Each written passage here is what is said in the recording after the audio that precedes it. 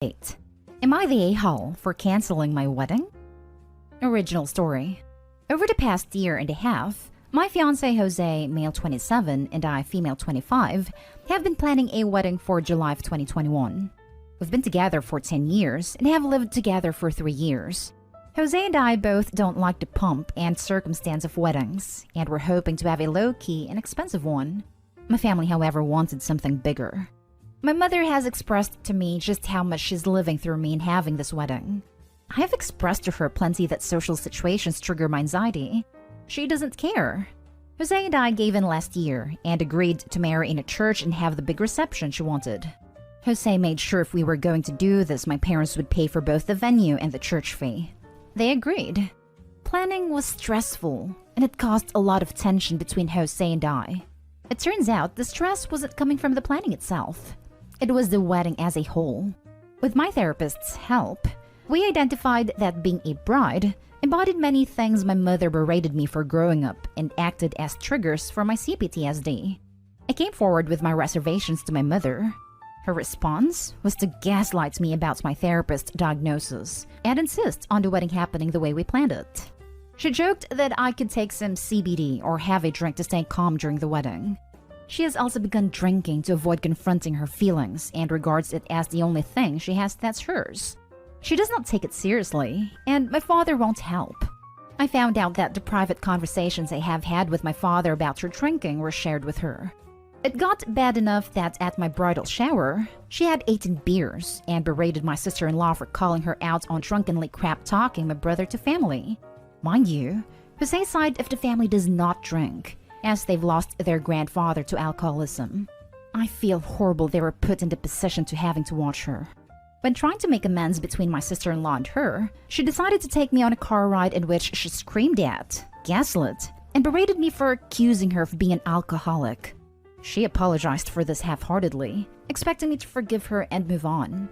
As a result, I've gone no contact with her. Jose and I made calls and canceled the big wedding altogether and are instead going to quietly get married at the courthouse this Saturday with a small group present. Half of the deposit from the venue is non-refundable, but we decided to take a small personal loan to make sure we don't owe my parents anything at the end of this. His side of family is completely on board, while mine is sending emails and pleading with me to be a better person and make up with her. I know I've made a lot of missteps in this. I should have set my boundaries much earlier in this mess and stayed firm in not having the wedding. I wanted to hear from an unbiased party whether I am being unreasonable. Am I the a-hole? Now for the top comments before reading the update. Your family are the a-holes here. They forgot that the wedding is about the bride and groom and not everyone there. In extreme case, it may also extend to being about the kids if they're really young and really important to the relationship, but probably not applicable here. Anyways, the moment you had reservations, your mom should have dropped everything to figure out a way to accommodate your concerns. When she fled from her duty to do that, she lost her right to complain about any of this. Enjoy your courthouse wedding, Opie. Sorry for all the strife. My mother had straight up told me that the wedding wasn't supposed to be for us. It's a celebration for the family. One of the emails I'd received from my aunts was, verbatim, "You know, the wedding is a chance for us to celebrate you. Please don't go off and elope and deprive us of that privilege." Yes, a wedding is a chance for the family to celebrate the union of a couple. However, it should never be the expense of what the couple wants. If the couple getting married wants a low-key, no-pump shindig, that is their right. You can't change the past. So don't beat yourself up about boundaries now. You've put them in place and learned a lesson. Just make sure you keep them in place should you decide to go down the path of kids. Not today, Hal. Why is it the person wronged has to be the bigger person? Just do what's best for you and your partner. That expectation is because the one wronged is the only one who might be willing to be the bigger person. It's a lot harder to get the offender to mend their ways. Bad expectation, though. Edit. I'm floored, honestly, at how much traction this has gotten in the past few hours. I can't begin to thank you all enough for your words of kindness and guidance in this very strange time. When I made this post, I think I had expected to get more of a mixed response. But reading all of the not day halts come in has admittedly thrown me for a loop. I've since subbed to many of the subreddits recommended to me by other survivors of narcissistic parents, and cannot thank you enough for y'all taking time out of your day to reach out. Jose and I will be remaining no contact with my mother and family going forward, and can't wait until the smaller, more intimate wedding this Saturday. For some needed context that's popped up in the comments a few times, the car ride I went on with my mother was not while she was drunk. And trying to meet the character limit on the post, I neglected to mention this was on a separate day from the shower. I apologize if that's misled anyone. And now for the update. Yesterday, I married the love of my life and partner of 10 years in a quiet little backyard ceremony. 15 people were there, friends, family, and Jose's immediate family. The ceremony took all of 15 minutes thanks to our amazing justice of the peace. And the celebration was fun. Casual conversation over a simple sandwich lunch. We got to catch up with friends we haven't seen since the pandemic started, as well as make fun memories with the people willing to understand and love us without judgment. My mother, in response to finding out I've gone no contact with the family and planned a private wedding without her, sent one of my aunts screaming at me the day before the wedding over email. Catholic guilt, gaslighting, the whole shebang. I went all in on telling my family exactly what I felt and dealt with in regards to my mother and them. They had the audacity to invent a story that Jose is nothing but a controlling abuser that deleted her first email. He's trying to steal me away from them and convince me it was the truth. They want me to forgive my mom and be the bigger person, even after detailing the extent of her behavior to them. I tore my aunt a new one over email, citing them all, my grandmother included, as cowards for not coming to me to tell me the alleged truth about Jose before, offering pomp, circumstance, and praise for getting married to him. It's funny how quickly the narrative shifted from, oh, think of your poor mother, to, you poor, stupid child running into the arms of a horrible man, to, you're a monster for canceling your family. The block button has been my best friend. Within the last 72 hours, I've learned exactly what kind of family I was raised in. In a way, I mourned that it had to be like this. No contact with the people I thought were supposed to love me. What I have realized is their brand of love is conditional. My mother also demanded the money back for the venue, and we sent a check to her. She still has chosen not to cash it. We have ample documentation to prove we have provided her that check. Jose is warning her in writing to cash that check by the 21st, or else we will stop that check and pay back the loan. Thank you all to the kind Redditors that have reached out offering words of encouragement and resources for coping with narcissistic, toxic family. Jose and I thrilled to finally have had this wedding on our own, surrounded by the people that matter most to us. They had the audacity to invent a story that Jose is nothing but a controlling abuser that deleted her first email. He's trying to steal me away from them and convince me it was the truth. Projection much? Congrats on the wedding! And starting the family you two are going to build together off on the right foot by surrounding yourselves with genuinely supportive people. My family accused my husband of the same crap when he stood up to them while they were going after me on social media. Projecting is just second nature to people like that. Over a simple sandwich lunch. I love this. Forget overcooked salmon and dried chicken. Give me some wedding Sammies. Me too. Bonus points if there is pie for dessert. We had cookies and a cannoli cake. Congratulations on your wedding. I'm glad you two could have your day the way you wanted to. Toxic families suck, but it sounds like you've at least married into a much kinder, more loving family. Best of luck to you both in all your future endeavors. Now for the next story. Am I the a-hole for uninviting someone to my wedding? Just this morning, one of my fiancé's friends sent a very nasty message into their group chat stating that he was upset and hurt for not being part of our wedding party. Mind you, he was asked. He was not at the same time as the others because I added another bridesmaid to my party, so our parties were uneven.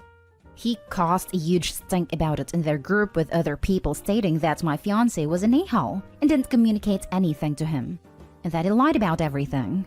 He told my fiancé that he will not be coming to the wedding because of this. I in turn asked him to call me because I'm not having any of this. He told me that my fiancé lied to him and didn't tell him anything. To my knowledge, we don't need to give reasons why we did not ask someone to be in our bridal party. He told me he doesn't want to be a replacement or a substitute for anyone who would bail on us. Mind you, no one bailed. We had originally asked one of our friends and his fiancé to be in our party, but they could not make it because they recently moved out of the state. At this time, they don't know if they can make it across the country to attend our wedding. We understand and are not upset or hurt by their decisions. I explained this to him, and he said that wasn't the point. He said he's upset that he wasn't originally asked to be in the bridal party. He can 100% be upset, and his feelings are valid. I'm sure a lot of people are upset that they weren't asked either. But we had a lot of tough decisions due to COVID, and we had to make a lot of cuts in our entire guest list altogether. On the phone, I told him that this is not about him. It's about me and my fiancé. This is our wedding, not his. I told him that if he thinks that my fiancé didn't approach the situation correctly, then he also is not approaching it correctly. My fiancé attempted to ask him if he was upset about anything because he told our friends he was upset. He told him no. Then right before he hung up the phone, he told him why he was upset. Although he did not give anyone any time to explain because he hung up. Throughout the phone call, he kept reiterating that he isn't making this about him, though his actions say otherwise. At the end of my phone call, I asked him, "Are you coming to the wedding?" He responded, "You're putting me on the spot?" I said yes. He then proceeded to hang up on me. After all of this, I removed him from our guest list. I don't want that kind of energy at my wedding. I will be happy to add him back if he apologizes to me and my fiancé as well as our friends for causing a scene. Am I the a-hole for removing him from our guest list? Edit. Please note that we ask the person and their partner to be in our bridal party who is no longer in the state. This person who is upset is my friend as well. I am not just uninviting someone who I have no relationship with. Now for the top comments. Not the a-hole. He can 100% be upset and his feelings are valid.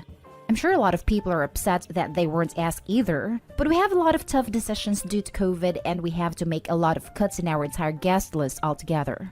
This is the critical line for me, for a couple reasons. 1. You acknowledge the validity of his feelings.